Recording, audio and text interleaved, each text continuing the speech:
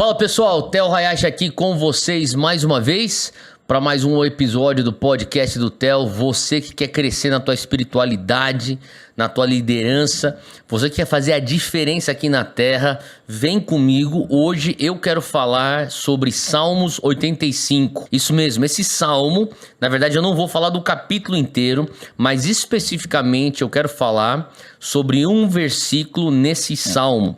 E esse versículo é um clamor para nós como uma geração, é um clamor para nós como uma nação, e especificamente para nós da Zion Church, que eu sou o pastor dessa igreja local. Eu trouxe perante a igreja esse versículo justamente para clamarmos a Deus nesse ano por um avivamento. Isso mesmo, versículo 6 de Salmos 85, ele fala: acaso não nos avivará, a fim de que teu povo se alegre em ti. E tem uma versão que diz: acaso o Senhor não enviará avivamento mais uma vez, a fim de que o teu povo se alegre em ti. Eu quero falar sobre avivamento hoje. Esse Salmos de número 85, muitos estudiosos acreditam que foi escrito na época pós-exílio da Babilônia.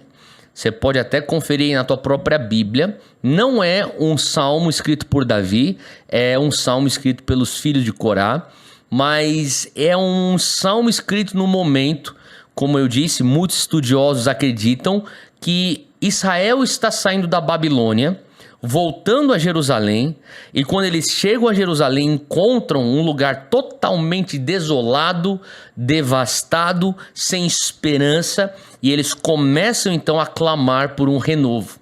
Existe um clamor por restauração, existe um clamor aí então por avivamento.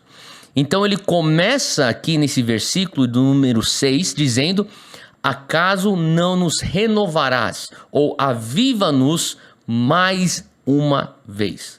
Por quê? Uma vez que já experimentamos o mover de Deus, uma vez que você já experimentou o primeiro amor, uma vez que você já experimentou aquele fogo, aquela paixão por Jesus, é totalmente bíblico e totalmente válido você orar: Deus, faz de novo. É importante que você comece a orar em 23. Pai, como naquela época onde eu estava apaixonado pelo Senhor, onde tudo tinha a ver contigo, faz de novo na minha vida. Você que ora essa oração, talvez você nem perceba, mas você está orando e clamando por um avivamento. E eu sei que nós, todas as vezes que nos deparamos com a missão que Deus nos dá, com o estado em que nós nos encontramos, a gente entende que existe uma discrepância tão grande que é só um avivamento para nos fazer realmente frutífero naquilo que somos chamados a cumprir. Então a pergunta é: o que é um avivamento? E por que eu preciso ter um avivamento? Bom, talvez você já estudou avivamento na história da igreja, talvez você já leu alguma coisa, talvez você já escutou numa pregação sobre avivamento, e eu sei que avivamento pode significar uma série de coisas para diversas pessoas. Porém, apesar das muitas salvações que ocorrem num avivamento, avivamento não é uma onda de evangelismo apenas. Apesar das muitas manifestações que ocorrem num avivamento, algumas delas até emotivas. Manifestações como tremor, choro, talvez cair debaixo do Espírito Santo, talvez alguém louvando de uma maneira ou adorando de uma maneira mais expressiva, talvez alguém orando e clamando de uma maneira mais efusiva. Seja qual for a manifestação, entenda uma coisa: avivamento não é emocionalismo. Apesar das muitas pessoas famintas e curiosas que o avivamento pode atrair, entenda que avivamento é mais do que o barulho de cultos cheios de uma multidão. Não é porque você tem um grande ajuntamento que você tem um avivamento. Então, Theo, o que seria então esse avivamento que você se refere aí de Salmos 85, versículo 6? Avivamento é a presença manifesta de Deus conosco. Já dizia Arthur Wallis, o grande autor britânico, líder cristão e também escrevia tanto sobre avivamento. Ele diz: pode ser traduzido pela oração de Moisés em Êxodo 33. Se a tua presença não for comigo, não me faça subir daqui. Estou falando aqui da presença manifesta de Deus que aparece a despeito daquilo que o homem pode ou não pode planejar. Por isso que o avivamento, ela é uma experiência. Entenda isso. É uma experiência a partir de uma mudança de coração, de arrependimento. É o que a gente lê lá em Atos capítulo 3, quando Pedro diz: arrependei-vos, volte-se para Deus, para que os seus pecados sejam anulados e que chegue a vós tempos de refrigério. Então o avivamento não é uma torneira que você liga ou desliga, porém, dando a Deus as condições necessárias, quem sabe ele derrama avivamento sobre nós nessa temporada que nós estamos vivendo. Porque avivamento é o derramar do Espírito Santo que traz uma aceleração de um renovo. É isso. Um renovar de vida espiritual num indivíduo ou num grupo. Agora, você pode perguntar: Theo, tá bom, eu entendi isso, mas será que é isso que a gente precisa? Então deixa eu só falar uma coisa. Quando é que é tempo para avivamento? Quando que é tempo para avivamento? A minha resposta para você que é um cristão, para você que acredita em Jesus, é bem simples. O tempo do avivamento é quando o teu cristianismo entra num piloto automático. E quando o teu cristianismo entra num piloto automático, o teu amor e o teu fogo por Jesus vão se esfriar. Quando o fogo e o amor por Deus se esfria, é sinal que você já entrou em piloto automático no teu cristianismo. Então segue o fio aqui. Quando você entra em piloto automático no teu cristianismo, o teu amor e a tua paixão por Deus se esfria. Deixa eu repetir. É o momento onde você entra num piloto automático no teu cristianismo que te leva a um esfriamento da tua paixão, um esfriamento do teu fogo por Jesus, e você então começa o declínio espiritual.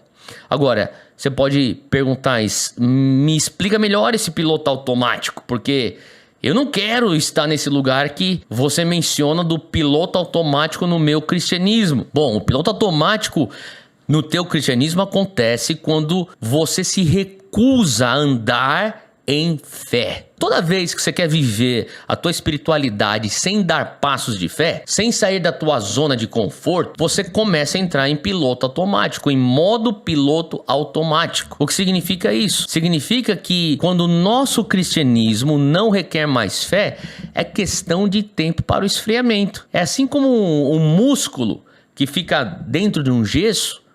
Quando você tira o gesso, você descobre que aquele músculo está atrofiado. E daí você precisa fazer fisioterapia. E o que significa essa fisioterapia?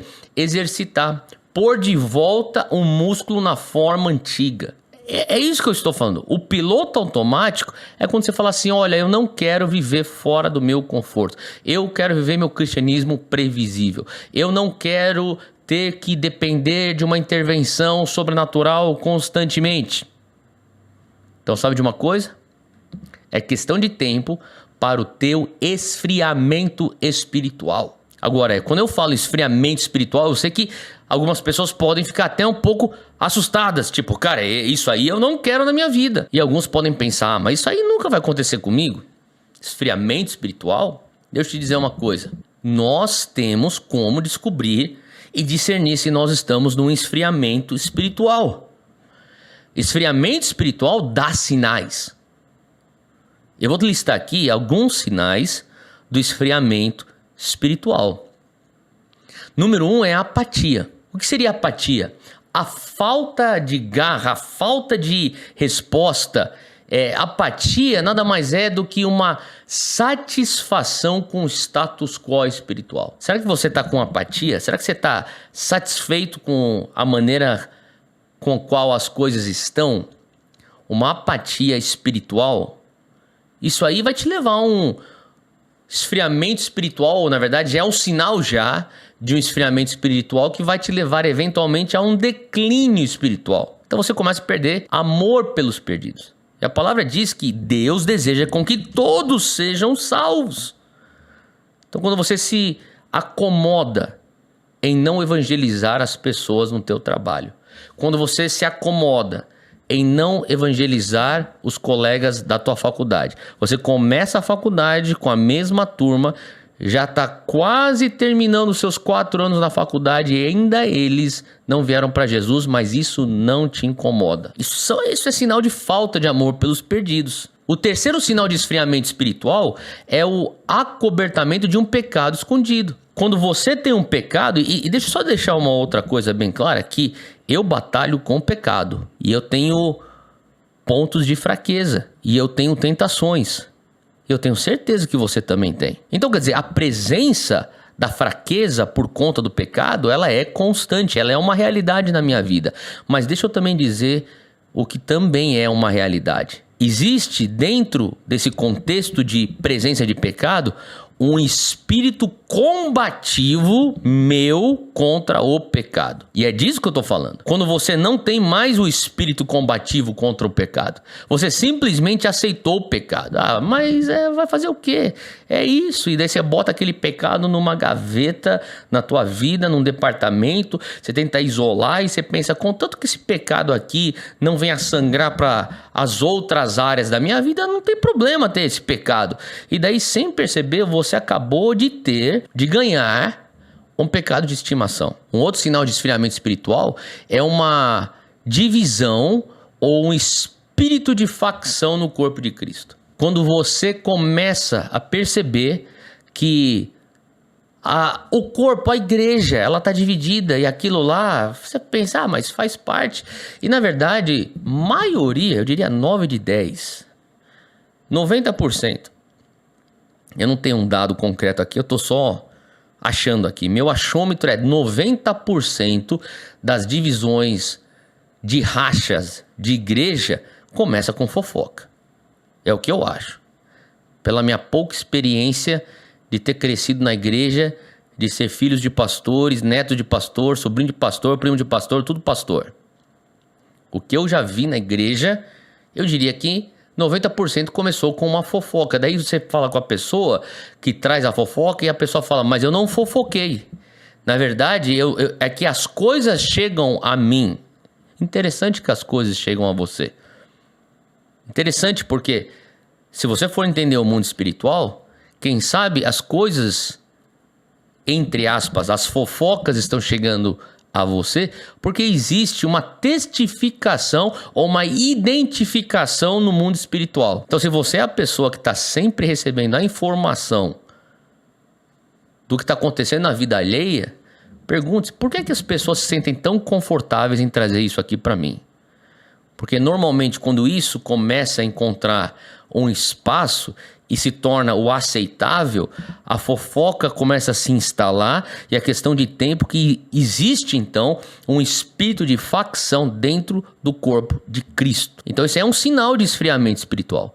Quando você sabe muito mais das fofocas da igreja do que você entender dos romperes que Deus está trazendo na vida das pessoas da igreja. Número 5 é falta de perdão e raiz de amargura no coração. E novamente, eu tenho certeza que você já foi ferido, eu tenho certeza que muitas feridas são legítimas, eu também já fui ferido, minha ferida também foi legítima, porém, se nós não somos intencionais em sair do lugar da ferida ou sarar a ferida e dar sequência ao trajeto que Deus tem para nós fazemos da ferida a nossa identidade. E Deus não quer que a tua identidade esteja na tua ferida, Ele quer que a sua identidade esteja na verdade dEle. E quando você começa a ter uma identidade na ferida, você começa a falar, você não consegue nem mais se desassociar da tua ferida, do teu trauma. Tem gente que permaneceu por tanto tempo no trauma, e de maneira alguma que eu quero ser insensível as machucaduras. Mas tem gente que abraçou tanto o trauma que ele não consegue ou ela não consegue se enxergar desassociado ao trauma. E quando isso acontece, é questão de tempo a você permitir uma raiz de amargura, e uma raiz de amargura abre brechas e abre então legalidades para outras infiltrações que te levam para lugares aonde você não vai ter uma vida vitoriosa. E para finalizar aqui a minha lista de sinais de esfriamento espiritual, eu falaria que é o orgulho espiritual. A autossuficiência espiritual, que infelizmente a maioria das pessoas não percebem.